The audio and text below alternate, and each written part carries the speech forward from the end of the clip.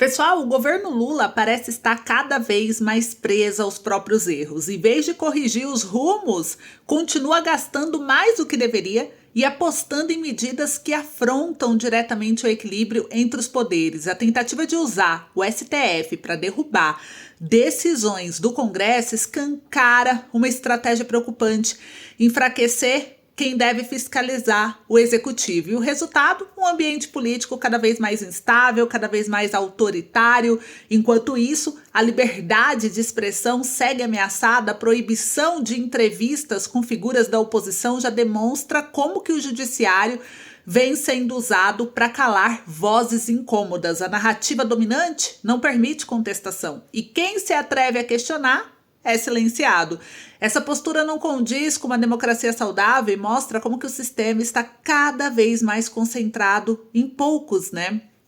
E para completar, até apoiadores históricos da esquerda estão reconhecendo que as políticas do governo atual fracassaram. O elogio inesperado a um presidente da direita, também rival de Lula, só confirma o desgaste, e algo está fora do lugar quando nem os próprios aliados conseguem mais defender as ações do Planalto.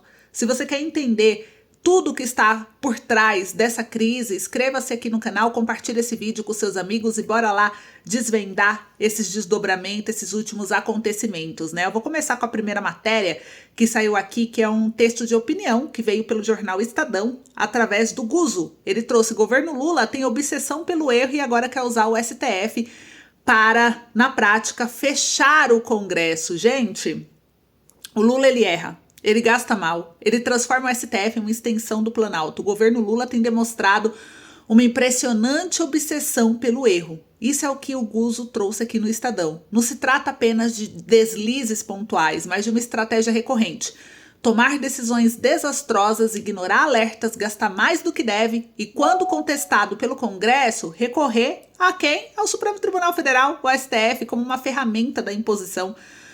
O que na prática, na minha opinião, ameaça a integridade do equilíbrio entre os poderes no Brasil. E a gente vê aqui, né? Desgoverno fiscal e improviso permanente, né? Desde o início do mandato, o Lula ele promove medidas economicamente responsáveis. A gente viu aqui recentemente como o caso do aumento do IOF, que gerou desgaste na base aliada e uma crítica generalizada. E não há um plano consistente de contenção de gastos, né? As decisões elas são tomadas no susto e as correções, quando vêm, são sempre reativas. O país assiste a um governo que gasta sem medir consequências, enquanto a população enfrenta inflação alta, serviços públicos precários e insegurança econômica. O próprio Ricardo, aqui pela matéria, né? O Ricardo, jornalista próximo ao campo progressista, ele descreveu o atual governo como operando no modo desespero, tentando sobreviver sem articulação, ideias novas ou vontade de corrigir rotas, né? E aí o que preocupa, com base nessa crítica aqui que veio do Estadão, o STF como braço do executivo.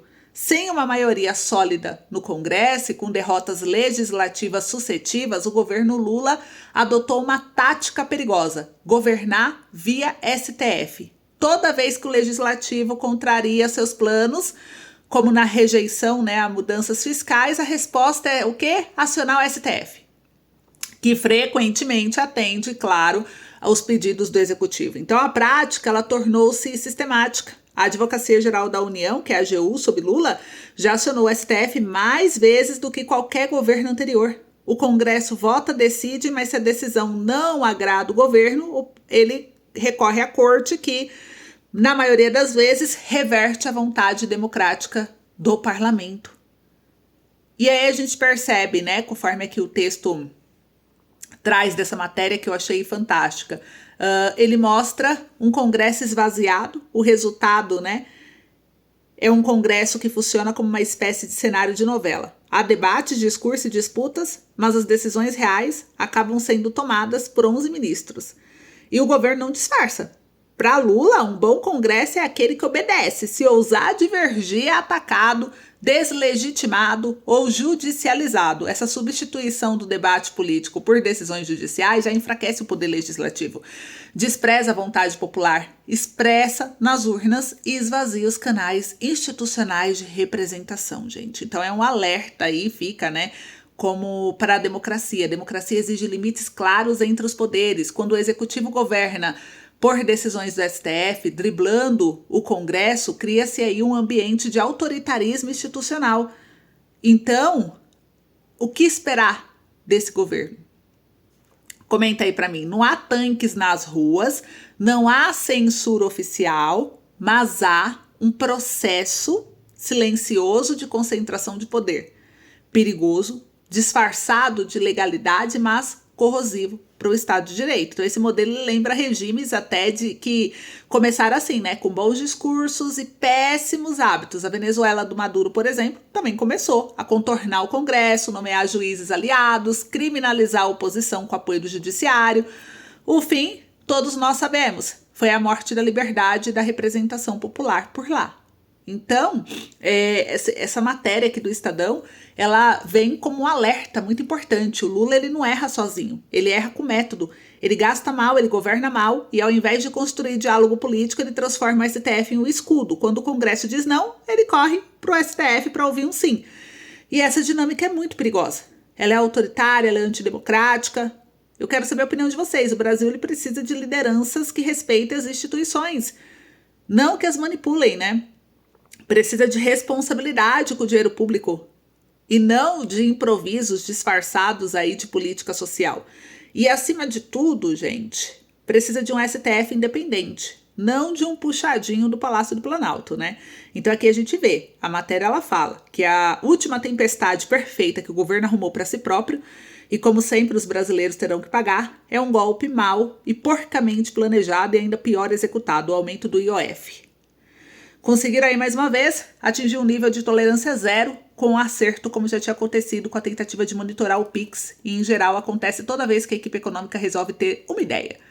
O imenso tumulto que o governo Lula armou para aprovar o aumento do IOF, o que aliás não conseguiu até agora, é um case study em matéria de como não resolver um problema fiscal. Pense em alguma coisa errada que o governo poderia fazer. Eles fizeram. Pense em alguma coisa certa. Uma, ao menos, tá aqui na matéria, que pudesse ter feito. Eles não fizeram.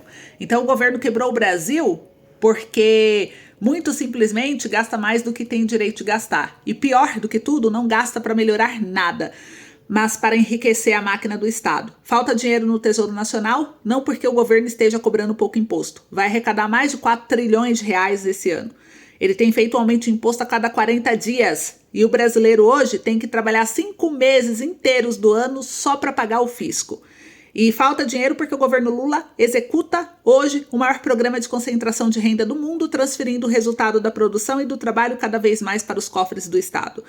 É ao mesmo tempo uma estratégia de perpetuação da pobreza. O dinheiro que está entrando não é redistribuído para os pobres, como diz a extrema esquerda, nunca é. Serve apenas para enriquecer o Estado e quem vive às suas custas. Então, num país em que o salário médio da magistratura é de 60 mil por mês, e em que a Força Aérea não tem dinheiro para encher o tanque dos seus aviões, a única saída é cortar gastos. E o que há de gasto a ser cortado nesse país não tem tamanho. Mas Lula aumenta o quê? O imposto. Perde por 383 a 98 a votação que bloqueia o aumento. Usa uma dúzia de deputados do PSOL para anular a vontade desses 383.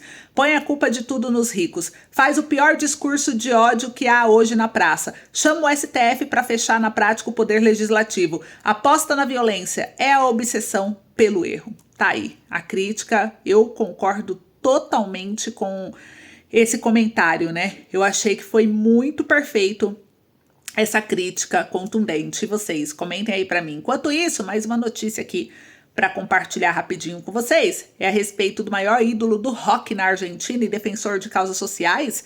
Ele defendeu totalmente o Milei e disse que a esquerda está falida na Argentina e ao redor do mundo. Então olha aí a gente vendo antes quem era aliado, até eles reconhecendo o erro da esquerda, né? A opinião do maior ídolo do rock argentino sobre políticas de Javier Milei.